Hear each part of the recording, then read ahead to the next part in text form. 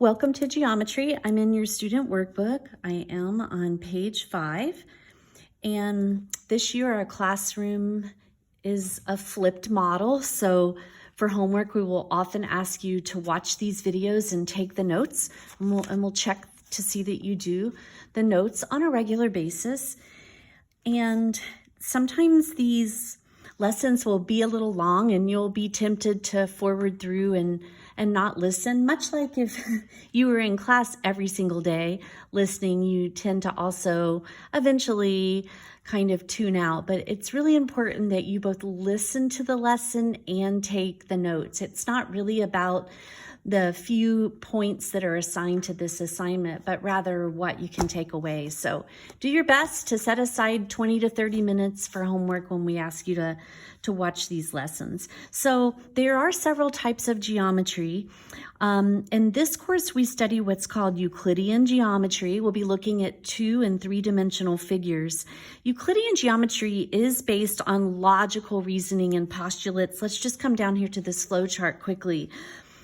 Everything we do in Euclidean geometry starts with 3 undefined terms of geometry and defined terms as well. We use those to form definitions. Then our definitions can be used to form postulates and/or theorems. But notice that theorems are a result of these 3 things that came first. So we never know anything in geometry unless we can back it up with something that we've already learned or discussed prior. So there's our sequential reasoning that we use in our Euclidean geometry.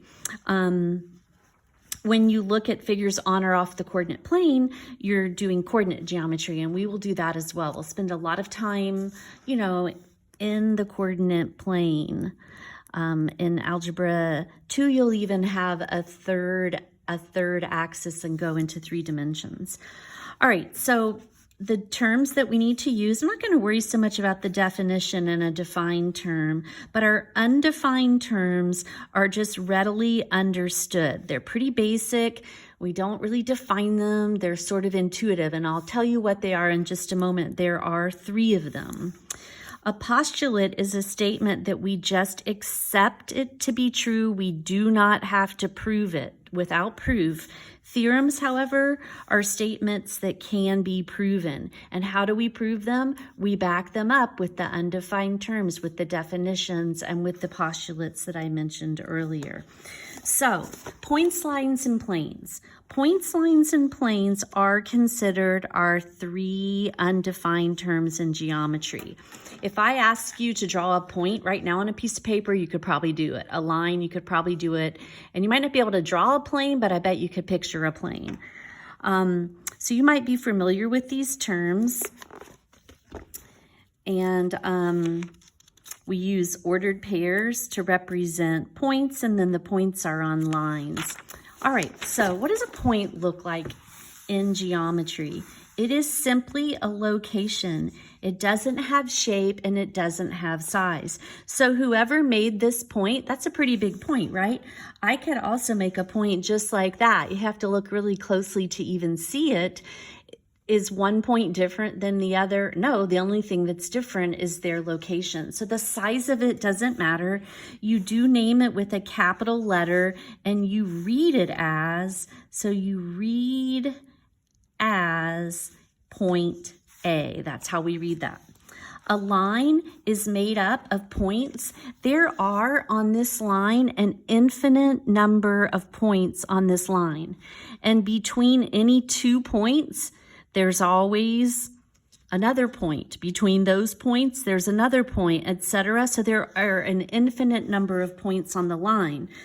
In order to name a line, we do use 2 points on the line. That's one way, or a lowercase script letter. So there's 2 ways to name it. It's made up of an infinite number of points. However, it doesn't have thickness or width.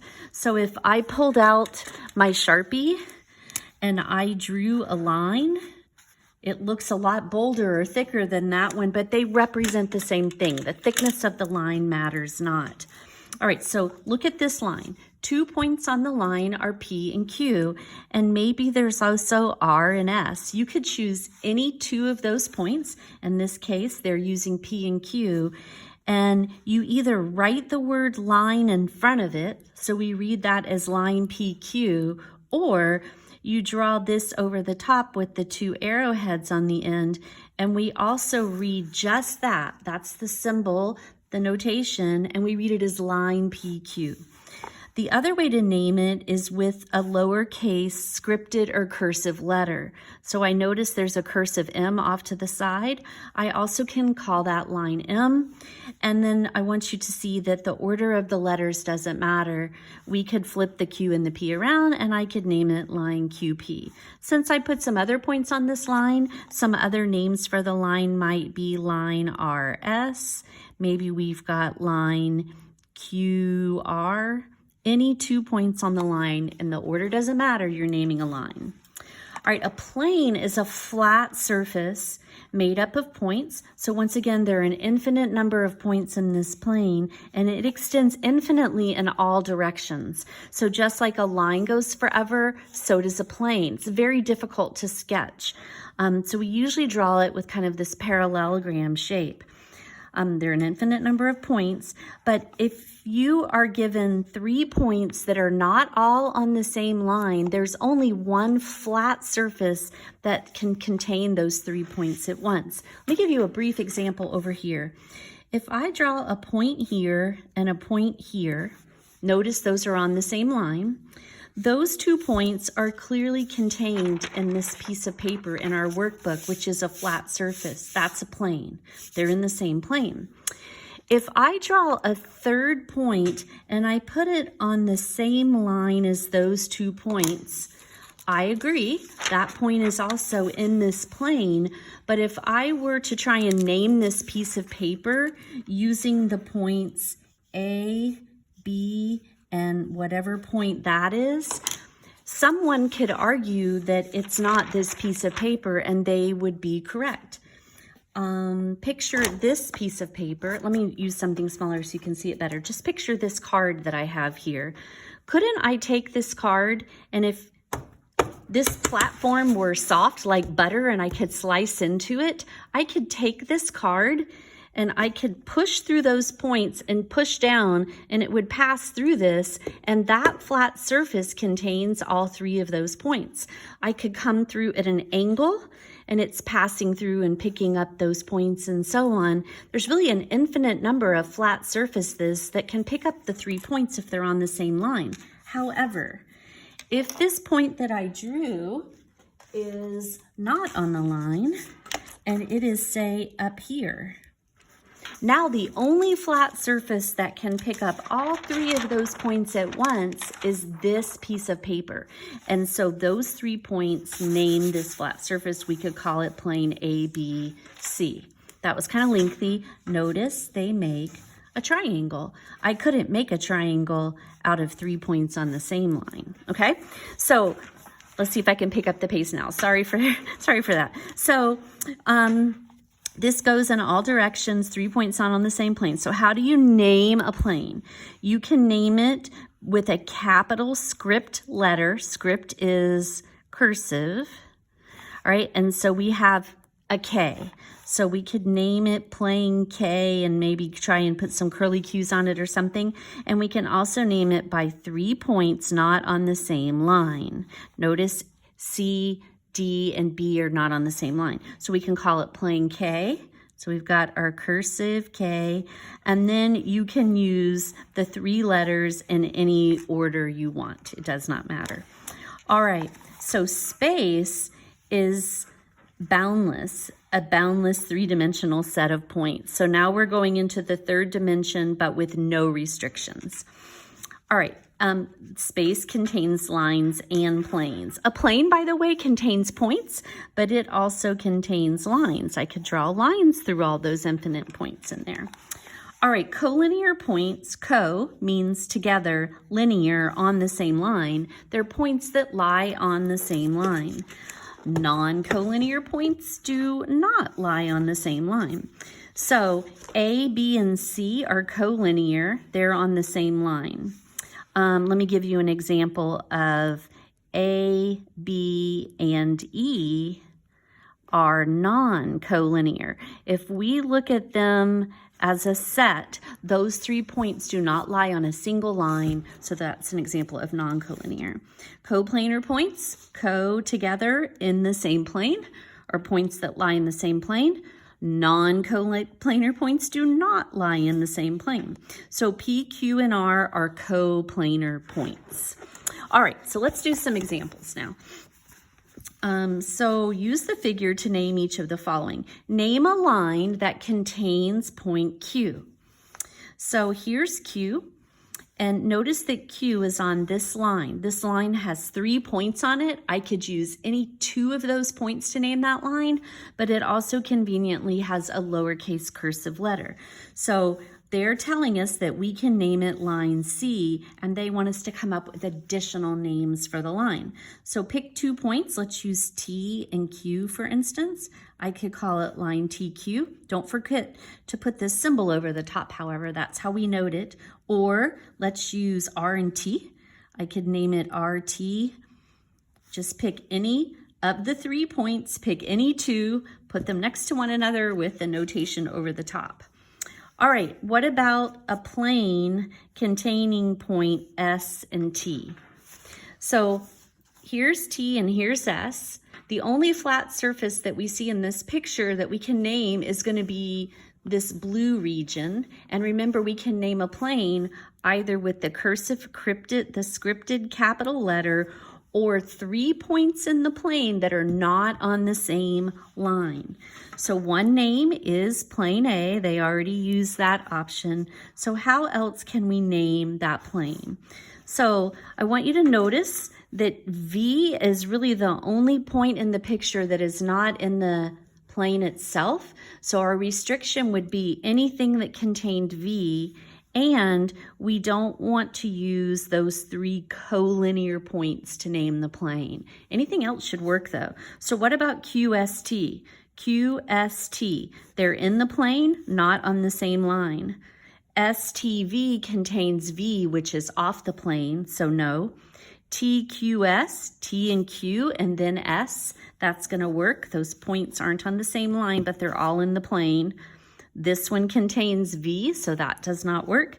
This one contains V, and then TRS. Again, 2 points and a 3rd point not on that line.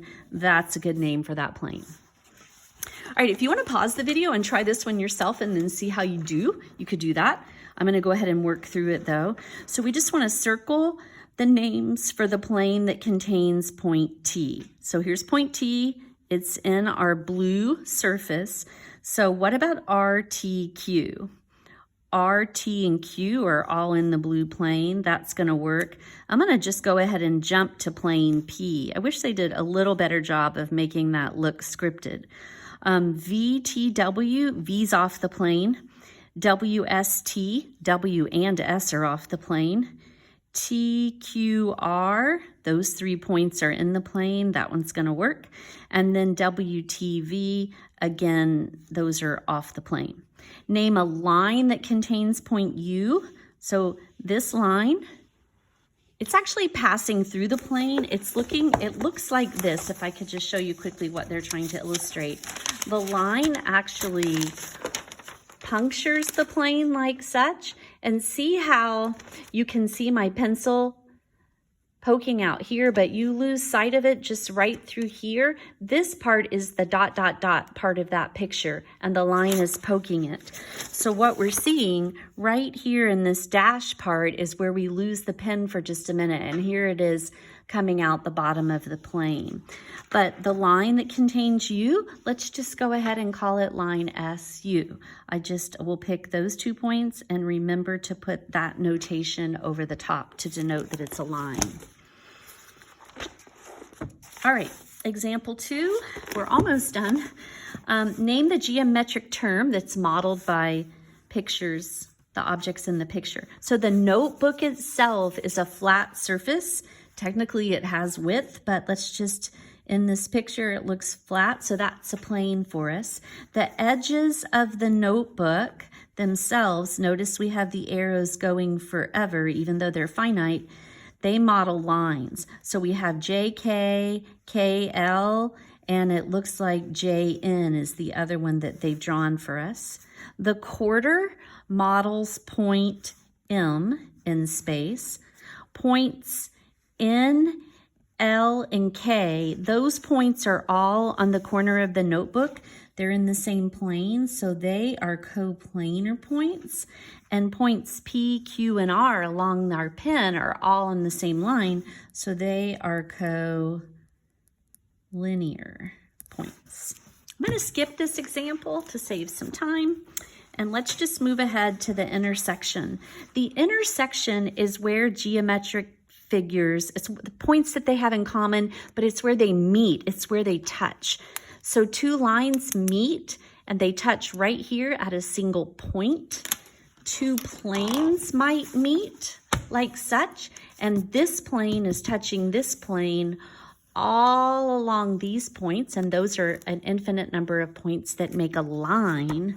So we're looking at where they intersect one another. So lines intersect in a point. Lines can also intersect planes, like I showed you the line stabbing through the plane, and planes can intersect one another. All right, so come down here to this check at the bottom of the page, and let's give this a shot. So we're going to draw a figure. We've got line JK and line LM. That's how I read it because of the symbol on top. They intersect at, that's point P. That's a single capital letter. For point J, J is at -4, +3. K is at +6, -3. L is at -4, -5. And M is at +3, +3. All right, we have line JK. Now I'm doing this without a ruler, which is probably not the best idea. Here we go. We have line JK and we have line LM. Do they meet? Do they touch? Do they have any points in common? They do. They meet right there. And they intersect at P. So that is point P. Point Q is coplanar with all those other points, but not collinear with either of those two lines. So as long as we put point Q somewhere on this coordinate plane, but not on either of those lines, we've satisfied all the conditions there. Okay, so that just gets you used to the notation, really. All right, this is our last problem, and then we're done. So how many planes are there in this figure? Well, I'm not sure if you can name this. Hopefully you've seen this before. This is a pyramid. It comes to a single point. It has a pentagon for a base. It's a pentagonal pyramid. The sides of the pyramid, these faces, we call them lateral faces, these are triangles, and there are 5 of them plus the bottom. The bottom of the pyramid, however, is sitting on this plane. So I'm not going to count that as a separate plane, okay? So this is one plane, plus we have those 5 triangular faces, those flat surfaces. So we have a total of 6 planes in this figure. We have plane P, which is the base, and then they've named plane CAG, which this will get a little colored, but that's that face in the back. They've named GFA, which is that triangular face, and we need to name the rest. So let's go ahead and name this one AEF. That's the other triangular side, AEF. And then in the front here, we have ADE. And then the only one left is going to be this one here. I would call it the side, how we're looking, and that's ACD. We could even get away with calling that one ABD because there's an extra point there.